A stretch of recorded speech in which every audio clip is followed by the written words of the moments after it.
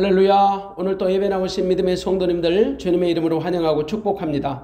예배를 통해서 하나님이 큰 영광 받으실 줄로 믿습니다. 조금 전에 읽었던 하나님 말씀 누가복음 2장 8절에서 14절 말씀 가지고 저는 큰 기쁨의 좋은 소식이라는 말씀을 전하려고 합니다. 예수님이 이 땅에 오신 목적은 아주 다양하지요. 그런데 궁극적으로는 복음을 전파로 오신 겁니다. 복음이 되어서 오신 거지요. 그래서 모든 사람이 복음을 믿어서 하나님의 영생을 얻고 복음을 누리며 살기를 원하는 거예요. 여러분, 복음이 뭐예요? 복음이라는 단어를 모르는 사람은 아마 없을 겁니다. 그냥 기쁜 소식이죠. 복된 소식이죠. 하지만 이 본문 말씀 10절은 복음을 더 구체적으로 우리에게 소개하고 있습니다. 큰 기쁨의 좋은 소식이라는 겁니다. 10절 말씀 보면 천사가 이르되 무서워 말라 보라 내가 온 백성에게 미칠 큰 기쁨의 좋은 소식을 너에게 전하노라. 큰 기쁨의 좋은 소식입니다. 이제 복음에는 큰 소식도 들어있고 기쁜 소식, 좋은 소식 다 들어있다는 거죠. 그래서 복음은 큰 소식이에요. 기쁜 소식입니다. 좋은 소식이지요. 복음은 세상에서 가장 큰 소식입니다. 복음보다 더 큰 소식은 없지요. 아무리 큰 소식이 있을지라도 내 영혼이 소생하는 소식보다 더 큰 소식은 없습니다. 내가 없는 세상은 무슨 소용이 있어요? 온 천하를 내게 다 준다 해도 내가 없는 세상은 아무 소용이 없지요. 아무리 좋은 것이라도 내가 없으면 아무것도 아니에요. 그러므로 큰 소식은 반드시 나와 관련이 돼야 합니다. 그것도 내 영혼과 관련이 있어야 합니다. 물론 세상에는 우리를 깜짝 놀라게 할 만한 그런 큰 소식들이 얼마든지 많습니다. 지구촌에서 벌어지는 빅뉴스들이 너무너무 많아요. 우리를 깜짝 놀라게 할 만한 서프라이즈한 뉴스들이 매일매일 쏟아집니다. 근데 미안하지만 나와 직접적인 관련이 없는 일들이 대부분이에요. 설령 나와 간접적으로 관련이 있더라도 모두가 다 육체와 관련된 소식입니다. 내 영혼을 살리는 소식은 없어요. 내 영혼이 소생하는 뉴스가 아니에요. 영생에 관한 소식이 아니란 말이죠. 근데 복음은 내 영혼을 소생시키는 소식입니다. 그 복음보다 더 큰 소식은 없는 거죠. 물론 복음을 알지 못하고 믿지 못하는 사람들은 이해가 되지 않는 말씀이에요. 하지만 영생을 얻을 우리에게는 복음보다 더 큰 소식이 없는 겁니다. 그러므로 복음이 내 생애의 가장 큰 소식이라는 사실을 아는 사람은 행복한 사람이에요. 믿는 사람은 복 있는 사람이죠. 왜냐하면 그는 복음을 귀하게 여기고 복음을 영접할 수 있기 때문입니다. 믿는 자는 반드시 복음이 세상에서 가장 큰 소식이 되어야 합니다. 그 사람은 복음을 영접할 수 있지요. 근데 복음이 가장 큰 소식이라고 믿어지지 않는 사람은 복음에 관심이 없는 사람이에요. 그런 자는 복음을 존귀 여기지 않습니다.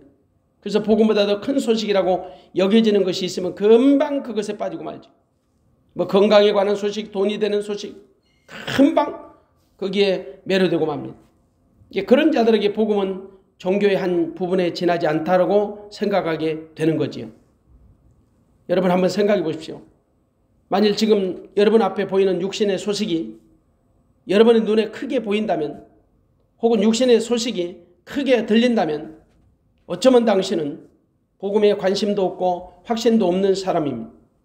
어쩌면 당신은 복음을 믿지 않는 사람일 수도 있습니다.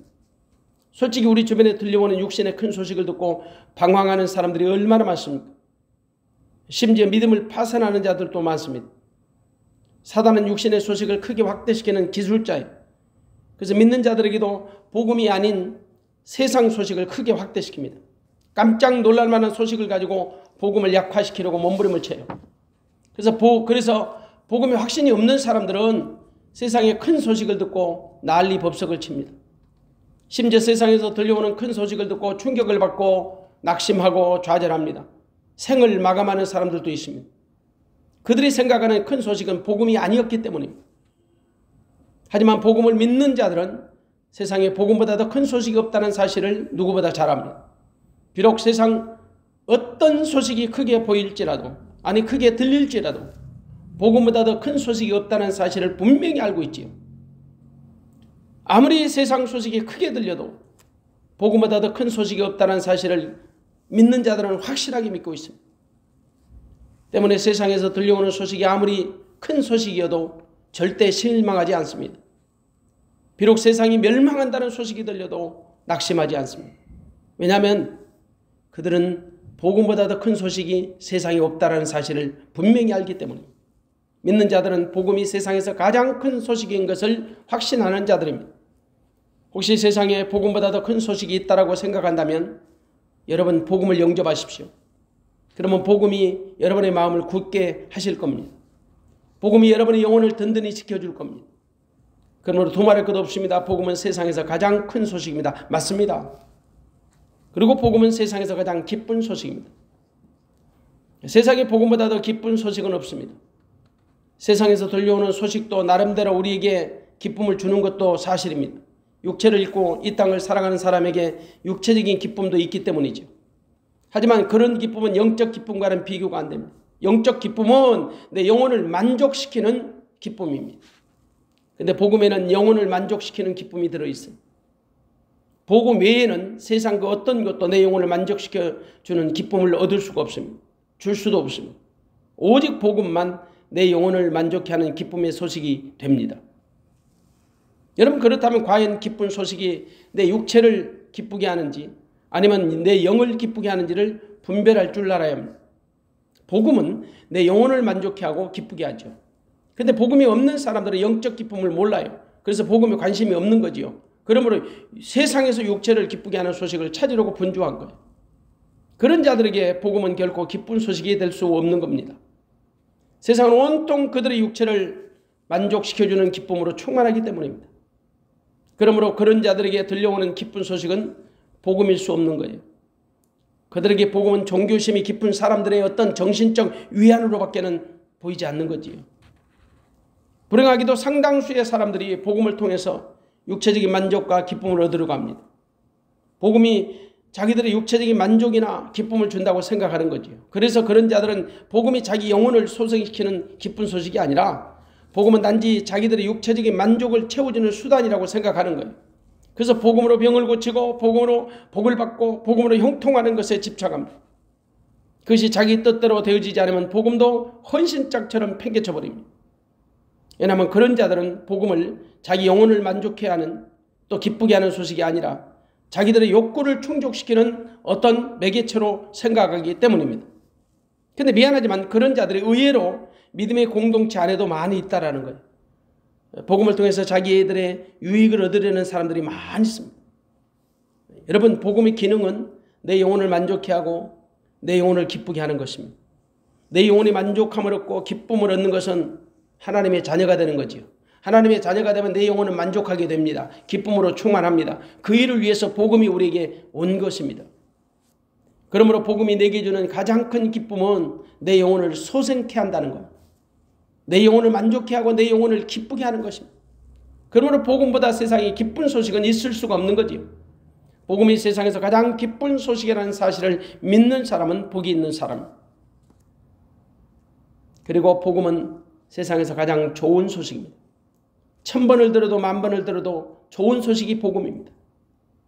물론 앞에서 말씀드린 기쁜 소식, 그 기쁜 소식과 이 좋은 소식은 어쩌면 비슷한 것 같지만 사람마다 약간의 차이가 있을 수 있습니다.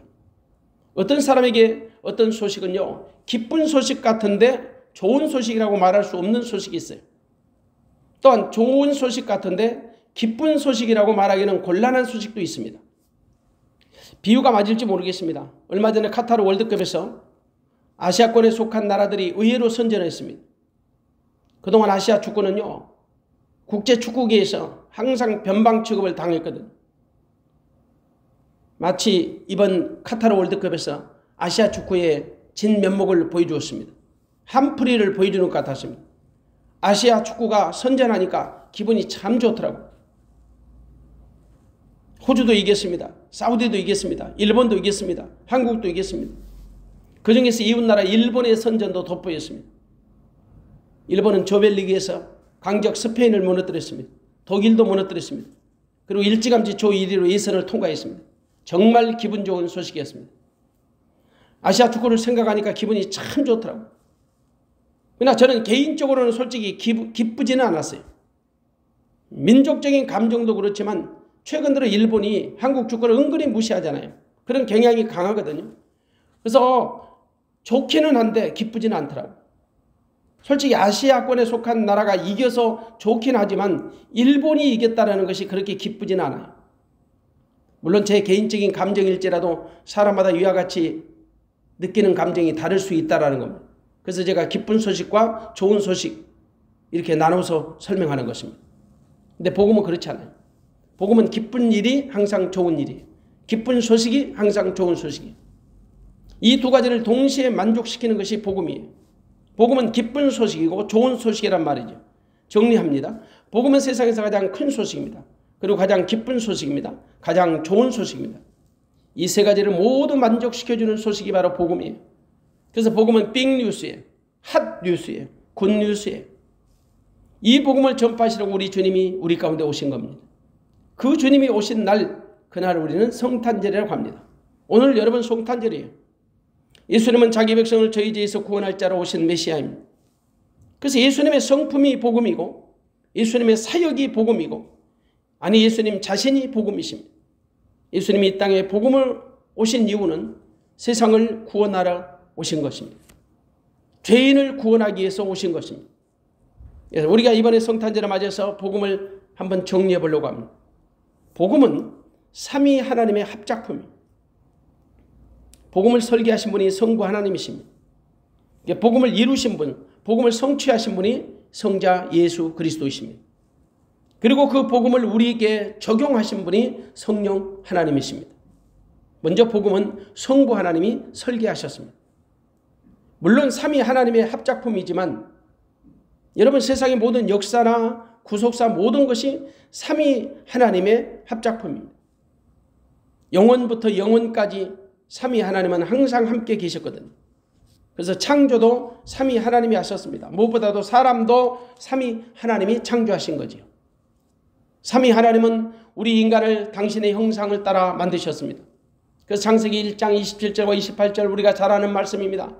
하나님이 자기 형상 곧 하나님의 형상대로 사람을 창조하시되 남자와 여자를 창조하시고 하나님이 그들에게 복을 주시며 그들에게 이르시되 생육하고 번성하여 땅에 충만하라 땅을 정복하라 바다의 고기와 공중의 새와 땅에 움직이는 모든 생물을 다스리라 하시니라. 하나님의 형상대로 창조하셨다는 말씀은 하나님과 인격적 교제가 가능하도록 만드셨다는 거예요. 하나님과 소통이 가능하도록 하셨다는 거죠. 근데 인간이 사단의 유혹을 받아서 하나님의 말씀을 불신하여 범죄합니다. 그래서 인간은 더 이상 하나님의 형상을 유지할 수 없게 되었습니다. 결국 하나님을 떠나 사단의 종이 되어버리고 만 거죠.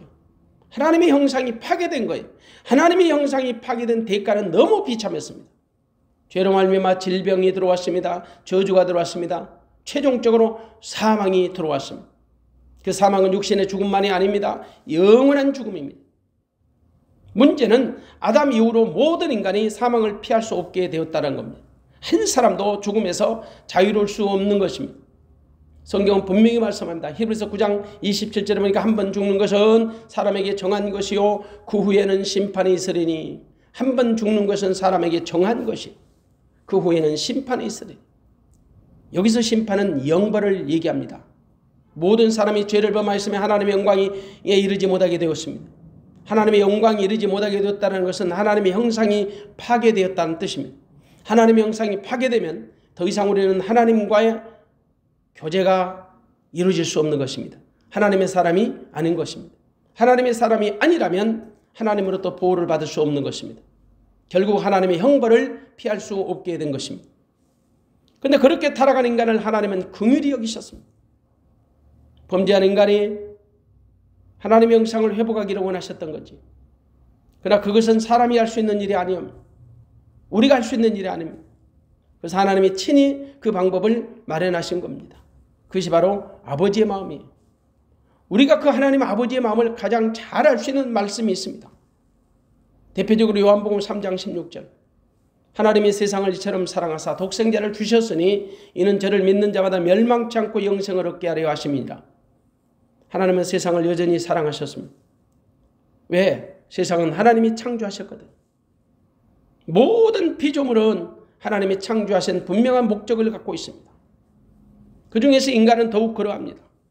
인간을 만드신 가장 큰 목적은 이사야서 43장 21절 말씀 이 백성은 내가 나를 위하여 지었나니 나의 찬송을 부르게 하려 함이니라. 이 백성은 내가 나를 위하여 지었나니 나의 찬송을 부르게 하려 함이니라. 하나님이 인간을 창조하신 목적은 하나님을 찬송하기 위해서 지었다라는 것입니다. 그런데 타락한 인간은 더 이상 하나님의 찬송을 할 수 없어요. 하나님을 찬송할 수 없게 된 거예요. 왜냐? 하나님은 당신의 찬송을요 아무에게나 맡기지 않으시고, 이사야서 42장 8절에 보면, 이사야 42장 8절, 나는 여호와니 이는 내 이름이라. 나는 내 영광을 다른 자에게, 내 찬송을 우상에게 주지 아니하리라. 나는 여호와니 이는 내 이름이라. 나는 내 영광을 다른 자에게, 내 찬송을 우상에게 주지 아니하리라. 그렇게 말씀합니다. 하나님의 영광을 하나님의 백성이 아닌 다른 사람에게 맡기지 아니하셨다는 것.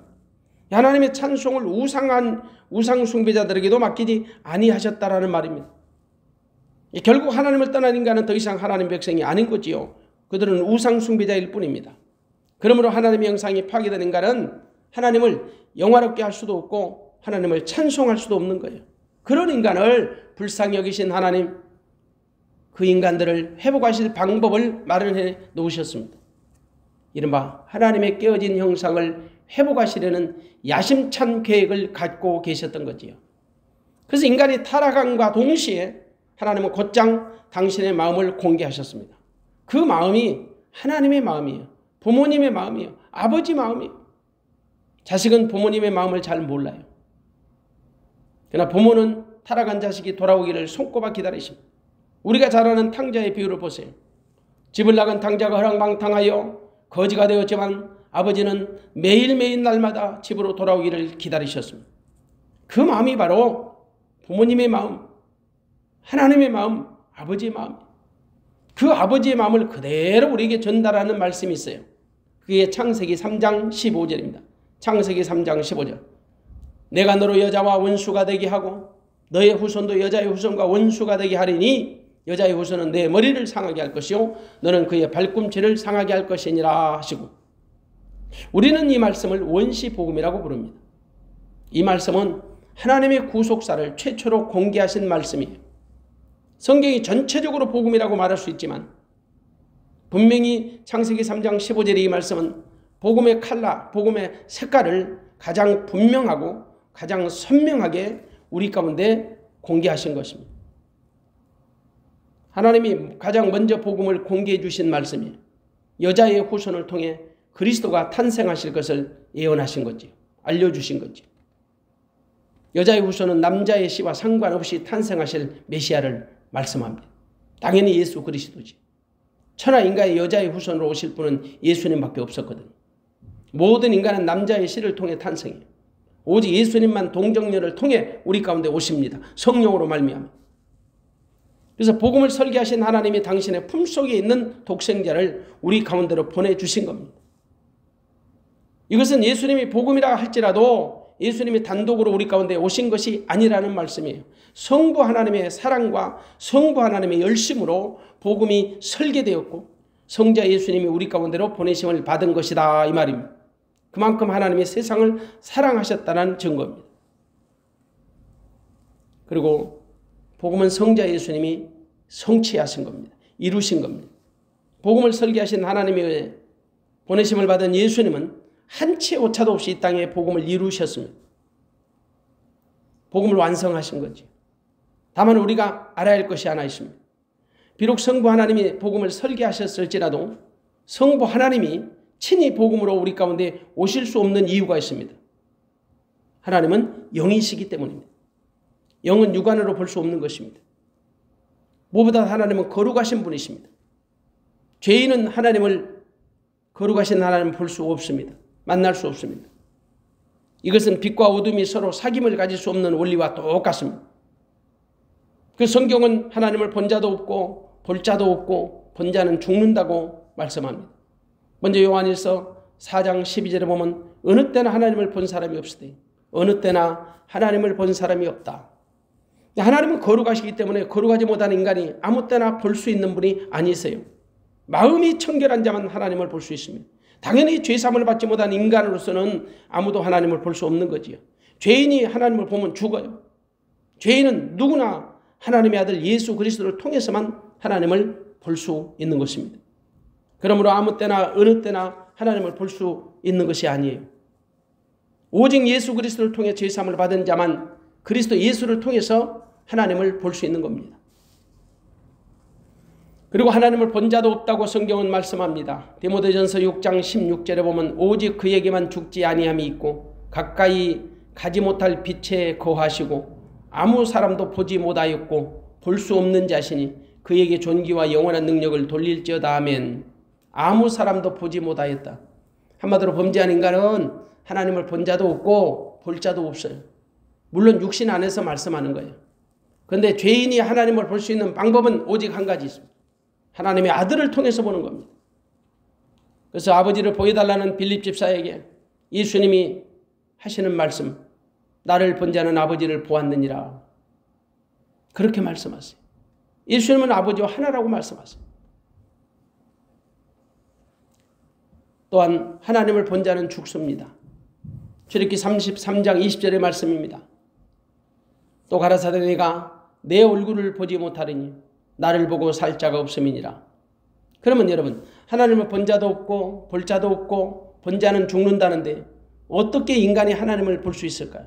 어떻게 하나님을 만날 수 있냐는 말이에요. 이러면 하나님을 만나야 하나님과의 관계가 정상화될 것 아니에요? 만일 인간이 하나님을 만나지 못한다면 하나님과 관계는 물거품이 되고 마는 거지요. 하나님의 형상이 회복될 수 없다는 말이에요. 우리말에도 그런 말이 있어요. 임을 봐야 님을 보아야 뽕을 딴다. 하나님 만나야 하나님과 관계가 정상화되는 거지요. 그래서 하나님이 그 방법을 친히 마련하신 겁니다. 그 방법은 예수 그리스도를 통한 방법이에요. 그래서 주님이 말씀하십니다. 나는 길이요 진리요 생명이니 나로 말미암지 않고는 아버지께로 올 자가 없느니라. 하나님은 당신의 품속에 있는 독생자를 우리 가운데 보내주신 겁니다. 하나님의 독생자는 예수 그리스도이십니다. 예수님은 하나님과 영원전부터 함께 계셨습니다. 말씀으로 선지하신 거지요. 말씀으로 함께 계신 거지요. 근데 그 말씀이신 예수님 육신을 입고 우리 가운데 오신 것입니다. 요한복음 1장 14절의 말씀이 육신인데 우리 가운데 거하시며 말씀이 육신인데 우리 가운데 예수님이 육신을 입고 우리 가운데 오셨다. 이른바 성육신 하셨다. 예수님은 하나님의 복음을 위하여 우리 가운데 육신을 입고 오신 겁니다. 성육신 하신 것이에요. 그래서 성육신은 복음 중에 복음이에요. 성육신은 복음을 이루기 위한 첫 번째 단추 같은 역할이죠. 그분이 성육신 하신 것은 십자가에서 죽기 위해서. 십자가의 죽으심은 부활을 이루기 위한 과정입니다. 그래서 십자가의 죽으심과 부활은 복음의 중추 신경과 같은 거예요. 복음의 핵심이죠. 그래서 십자가도 복음이에요. 그러나 십자가를 복음의 완성이라고 말할 수는 없습니다. 복음의 전부라고 말할 수는 없습니다. 복음의 완성은 그 복음을 믿는 자들 안으로 우리 하나님이 들어오셔서 우리와 함께 사시는 겁니다. 이른바 임마누엘 되시는 거지. 그래서 임마누엘도 복음이에요. 아니, 임마누엘은 복음의 완성으로 볼 수 있는 거지. 임마누엘은 하나님이 우리와 함께 계시다는 뜻입니다. 결론적으로 복음을 말씀드리면 예수님이 이루신 복음은요, 성육신으로 시작해서 십자가에서 꽃을 피우고 임마누엘로 완성하신 겁니다. 다시 말씀드리면 예수님의 복음은 성육신하심으로 시작이 되고 십자가에서 꽃이 피고 임마누엘로 완성을 결실을 맺으신 거예요. 그 성부 하나님이 설계하신 복음을 성자 예수님이 친히 성취하신 거죠. 그 복음을 이루시기 위해서 예수님이 이 땅에 육신을 입고 오신 겁니다. 그래서 성육신은 복음의 가장 큰 신비예요. 감히 하나님이 인간의 옷을 입고 인간의 육체를 입고 오시다니 있을 수 없는 일입니다. 그런데 지금으로부터 2000년 전 예수님이 우리와 같은 성경을 입고 이 땅에 우리와 같은 모습으로 오신 겁니다. 그날이 바로 성탄절입니다.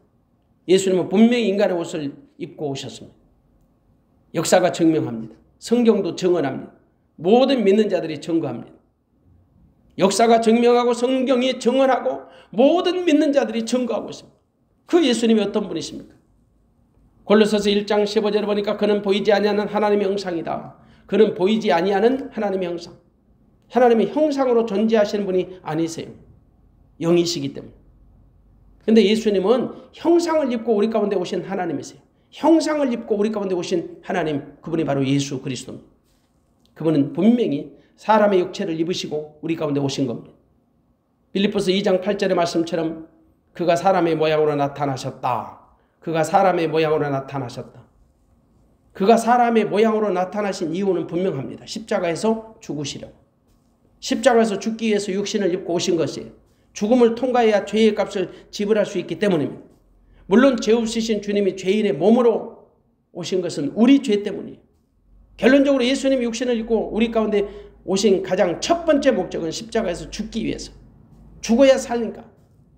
물론 죽기 위해서 오신 것이 복음의 전부는 아니에요. 복음을 이루는 과정이지요. 복음의 완성은 우리와 함께 살기 위해서 오신 겁니다.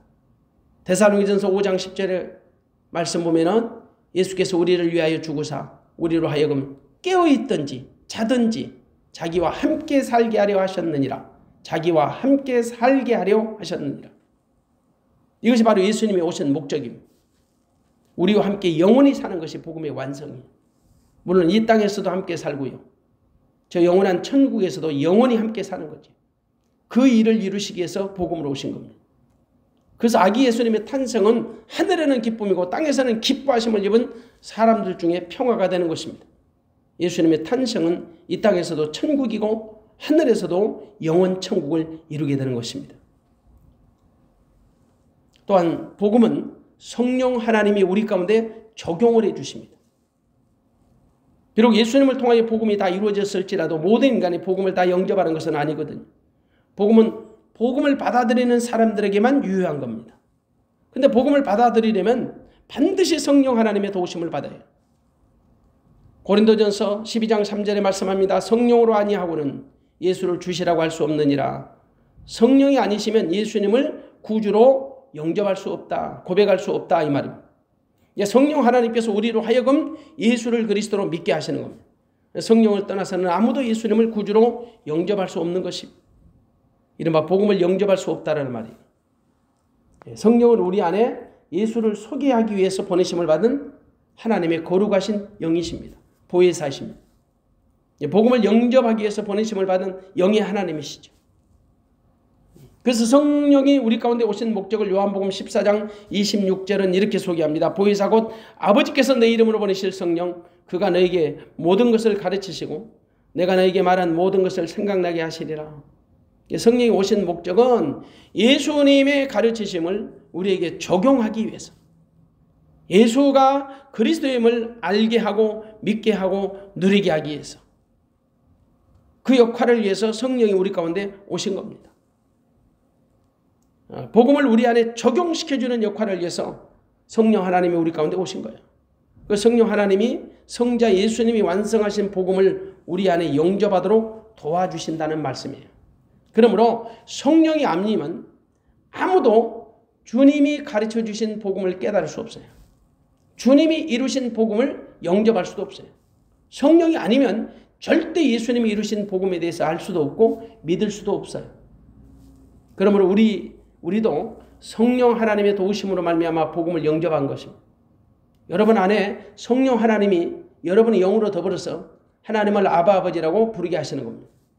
로마서 8장 16절 말씀. 성령이 친히 내 영으로 더불어 하나님을 아바 아버지라고 부르게 하십니다. 하나님을 아버지라고 부르는 것도 내 의지로 되어지는 것이 아닙니다. 성령이 내 영으로 더불어서 나로 하여금 신앙을 고백할 수 있도록 도와주신다는 것입니다. 이른바 복음을 영접하는 것이 하나님이 하시는 일이라는 거죠. 나로 하여금 예수를 그리스도로 영접하는 것이 나의 힘으로나 능으로 된 것이 아니라 여호와의 신으로 되어졌다라는 사실이에요. 그러면 복음을 이루시는 일, 이른바 구원하시는 일이 내 일이 아니라 하나님이 하신 일입니다. 하나님의 일이십니다. 그래서 구원이 은혜인 겁니다. 전적인 하나님의 은혜가 되는 것입니다. 특별히 지금도 우리 가운데 우리를 도우시는 성령 하나님이 하시는 일이라는 사실을 믿으시고 날마다 성령의 도우심을 간구하시기 바랍니다. 날마다 성령 안에서 복음을 더 풍성하게 누릴 수 있도록 간구하시기 바랍니다. 성령은 우리 안에서 죄에 대하여, 의에 대하여, 심판에 대하여 세상을 책망하십니다. 그런데 그 모든 것들이 복음 안에 들어있는 것들입니다. 복음 안에 죄가 들어있고 의가 들어있고 심판도 들어있습니다. 그것을 해결하는 방법이 들어있습니다. 우리로 하여금 그것을 깨닫게 하시고 그것을 적용케 하시는 분이 성령 하나님이십니다. 그럼 우리는 날마다 성령 안에 살아야 합니다. 성령 충만함을 받아야 합니다. 성령 안에서 우리에게 오신 예수 그리스도의 탄생이 큰 기쁨의 좋은 소식이 되시기를 주님의 이름으로 축원합니다. 사랑하는 여러분, 성탄절을 해년마다 찾아오는 연례 행사로 혹은 성탄의 절기로 영접하지 마시고 진심으로 예수 그리스도가 내 안에 오셔서 나를 성전 삼으시고 그분이 나의 주가 되고 왕 되고 머리 되고 생명 되어서 나를 하나님의 생명으로 거듭나게 하고 교회의 머리 되신 주님이 내 삶을 직접적으로 다스리시고 통치하셔서 하나님의 생명으로 사는 믿음의 성도가 되어주시기를 주님의 이름으로 축원합니다. 명실공히 이번 성탄절은 성탄절 절기로 우리가 누리지 마시고 성탄의 주인공이신 예수 그리스도가 내 안에 나와 함께 사심을 믿는 믿음 안에 사시기를 주님의 이름으로 축원합니다.